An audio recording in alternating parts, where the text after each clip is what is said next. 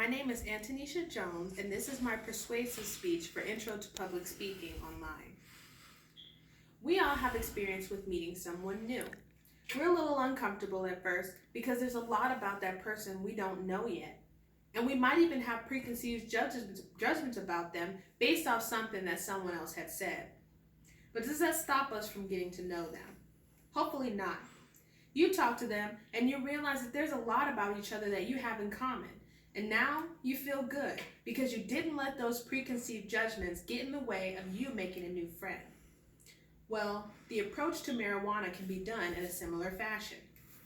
Marijuana legalization is a controversial subject that is slowly but widely being accepted throughout the U.S. And despite its negative connotations, states who have legalized marijuana on a medicinal and/or recreational level have seen improvements throughout their state. And even though it poses its risks, education will prove beneficial in swaying those who say no to legalization. To start that process, let me help you get to know your bud. According to the CDC, marijuana is defined by the dried flowers and leaves of the cannabis plant. It contains compounds that are mind-altering such as tetrahydrocannabinol, which is THC, and other compounds such as cannabidiol, which is CBD, that are not mind-altering.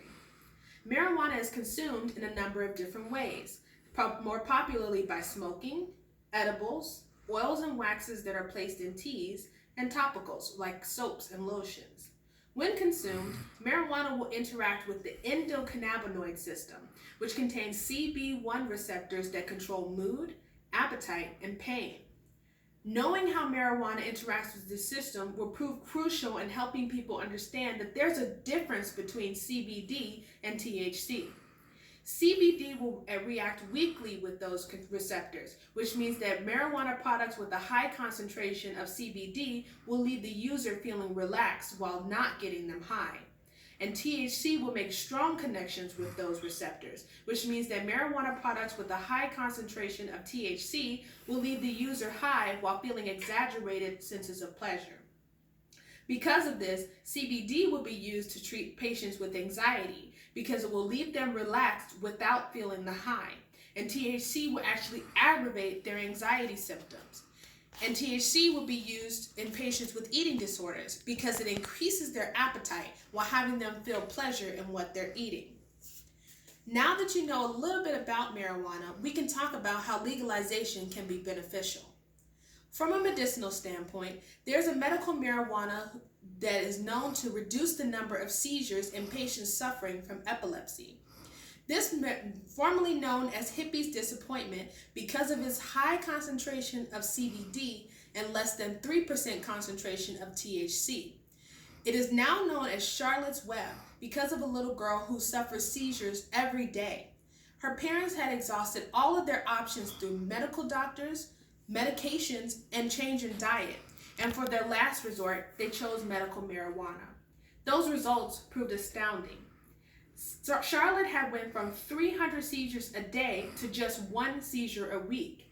And at 11 years old, she learned to walk and talk, 2 milestones that her parents had never thought that she would reach.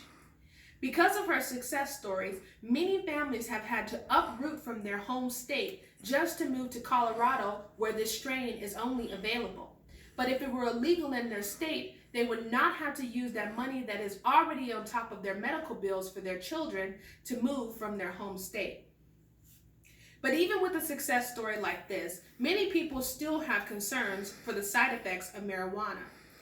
But according to Sharon Orange, a medical doctor who practices at the Keck School of Medicine in California, there are lots of common medicines that are used today and approved by the FDA that have crazy side effects. One of them being a heart and blood pressure medication. This can cause numbness, tingling, and shooting pains because of how it affects your nerves. My mom takes blood pressure medication, and she complains about these symptoms all the time. And because of this, she sought CBD oil, to which she uses to alleviate these symptoms because she cannot stop taking her blood pressure medication. And prolonged use of Sudafed, which is an allergy medication that is similar to Claritin and Benadryl, can cause anosmia, which is the loss of sense of smell. This side effect can prove dangerous in situations where you cannot smell a gas leak or a fire starting in your home. And not only that, the loss of smell follows the loss of taste, which can decrease the quality of life and even lead to severe depression. These side effects are probably familiar to some, but like marijuana, they're not fatal. From an economical standpoint, the legalization of marijuana can increase the revenue in one state. North Dakota had legalized medical marijuana in October of 2018, and it had gained $95,000 in revenue. In 2019, that number jumped up to $928,000. That's almost $1 billion in revenue. As you have, and that was just from medical marijuana alone. As you see here, this is a global spending projection for the next couple of years if spent on medical marijuana plus recreational marijuana from the BDS Analytics. As U.S., we could reach $31.1 billion in spending on marijuana alone. Because of this, that money can be spent towards healthcare research, public safety, and education. Not only that, the legalization of marijuana would open up job opportunities for people because those dispensaries need workers. And not only that, it would be a legal payroll for them and legal business practices. According to New Frontier Data, who specialize in marijuana analytics, if marijuana were to be legalized all the way through all 50 states, that would create 650,000 jobs within the first year. And we all know marijuana is a growing industry and it is in high demand, which means that's an ideal situation for investment opportunities. With education, the most common concern with marijuana is the lack of research. States who have legalized marijuana can barely do their research as it is, and the research that they have performed cannot necessarily be applied to the general population. With legal status, that would give more answers than questions to people having concerns with marijuana. And not only that, we can develop better prevention programs for our adolescents by being able to explain to them just how marijuana can react with their growing bodies, decreasing the chances that they would do so before their bodies have stopped growing. But even with things like these, there are always two sides to one coin. With marijuana's pros comes its cons, but even with those cons, we can develop possible solutions to them. For one, marijuana can be addictive. 1 in 10 people will develop a psychological dependency on marijuana, and if trying to stop, they will develop withdrawal symptoms such as stomach problems, irritability, a decreased appetite, and cravings for marijuana. Those symptoms can lead up to 2 weeks. And they're not fatal, but they're very unpleasant. This can be solved by doing a tolerance break. Tolerance breaks are only needed to be done for 48 hours every 30 days. That's all it takes to restore your body's chemical makeup back to its original state. Another one is that people are concerned with marijuana reaching our use if legalized. This is not true. Even though the marijuana will react with the youth because marijuana consumed at a young age will cause severe psychological issues in adolescence that can lead on even into adulthood. But with legalization of marijuana, it means the elimination of black market sales, which means that marijuana will be sold at a more regulated level, decreasing the chances that our adolescents will be in contact with it. And marijuana does pose its risks on health. It can irritate the lungs and airways, increase heart rate, and dilate blood vessels.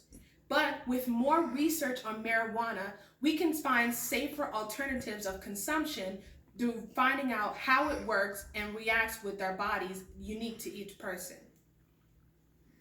In conclusion, marijuana does have its risks, but it also has many benefits too.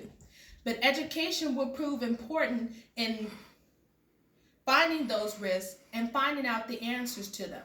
Education will prove vital in showing that we can move towards the steps of legalizing marijuana. For those who say no, I encourage you. and to find out more research and do your own research on the subject so that you can eliminate those preconceived notions that you have about marijuana and develop your own judgment. And for those who say yes, I encourage you to go to this website that I have pulled up here. It is www.legalizend.homesteadcloud.com. And if you can see here, if you go to this website, you can click on petition locations. And this shows the list of locations in North Dakota that you can go to go and sign a petition to legalize marijuana and have it on the ballot for this year. So I encourage you, find the location nearest you and sign up and get legalized marijuana today.